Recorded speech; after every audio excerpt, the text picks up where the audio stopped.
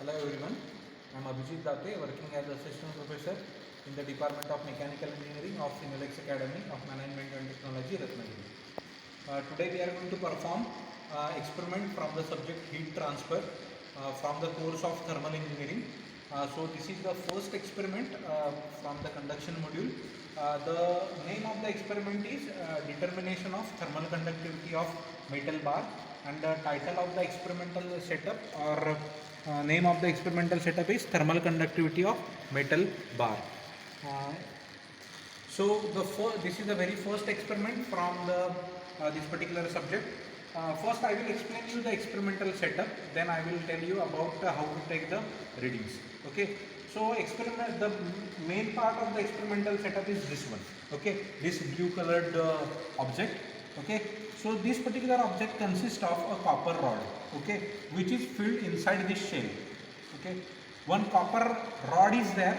The dimensions of this copper rod, the diameter is 25 mm and total length of this copper bar is 410 mm.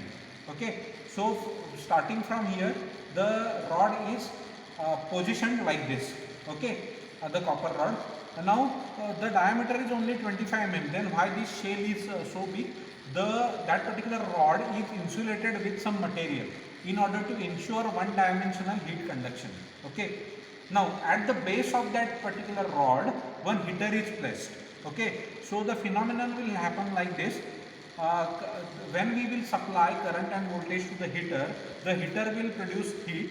Okay, that heater is connected to the metal rod. Okay, the heat will be conducted through the metal rod in axial direction, and that heat will come towards the end of the rod. Now the length of the rod is 410 mm, out of which total 200 mm of test section is there.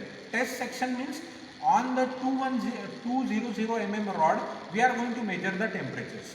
Okay, the aim of this experiment is to find out the thermal conductivity of this rod. Thermal conductivity of any unknown material we can find out with the help of this setup. Here we are going to use the copper as the material for the metal rod. Now as we know, the Fourier's law of heat conduction, Q is equal to minus Ka dt by dx.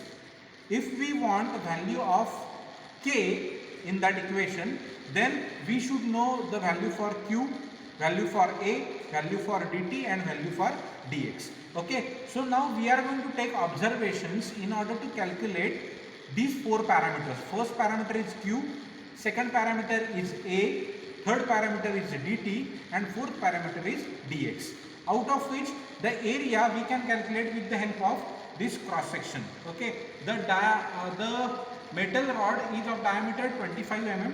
Okay, so you can calculate area easily, that is pi by 4 into d square. Of course you have to convert it into meters, so area is available with us. Now the remaining three parameters, that is Q, dt and dx. Now we will come to dt and dx first, then we will move to the Q calculation. Now this particular rod or test section is of length 200 mm. Okay, now on this particular rod there are total 9 thermocouples are connected along the length. Okay, starting from T1 to T9. T1 is the thermocouple which is closer towards heater, T9 is away from the heater. Now you will understand, T1 is near the source, as you move away from the source, the T2, T3, T4, T5 and T9. T9 is at the end, means in short, at 0 T1 is there and at 200 mm T9 is there. Okay, so the dx we are going to consider is 200 mm. Okay, so dx we know.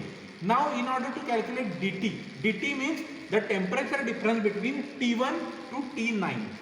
So dt is the temperature difference between T1 to T9 which are across the length 200 mm. Now how to take these temperatures? Now we will see the observations for the temperatures. The thermocouples are connected along this T1 to T9 and those are the connections are transferred to this particular temperature indicator. Okay, so first I will tell you how to start this setup. So here is the power switch. Okay, we are going to switch on the main supply or button. The supply will come to this setup. This is the on and off switch. Okay, whenever it is horizontal, it is in on position. Whenever it is vertical, it is in off position. Currently we have started this setup already and it is under a steady state, so it is in on mode. Okay, now this is the dimmer. Dimmer is provided in order to provide heat to the or rather current and voltage to the coil. Whenever you are going to rotate this dimmer from position 0 to maximum, the current and voltage will be transferred to the coil. Coil means heater, and after which the heater will start producing heat, and that heat will be conducted through metal rod. So we will rotate the dimmer and we will set appropriate voltage. Here the voltage will be displayed and here the current will be displayed. This will show you the current flowing through the coil. This will show you the voltage difference across the coil. Once you are going to set this, you are supposed to keep it as it is in order to have the steady state heat conduction. After say 15 minutes or 20 minutes, we can take the reading. We have already started this setup before starting this video for around half an hour. So we can now take the readings. Now which readings you are supposed to take? First you are supposed to take voltmeter reading. Then you are supposed to take ammeter reading. We will take the voltmeter reading. Voltmeter reading as this is 0, this is 100 and this is 150. So 150 volt will be the voltmeter reading. Please note down all of you. Now ammeter reading. Ammeter reading is 0, 0.4, 0.8 ampere. Okay.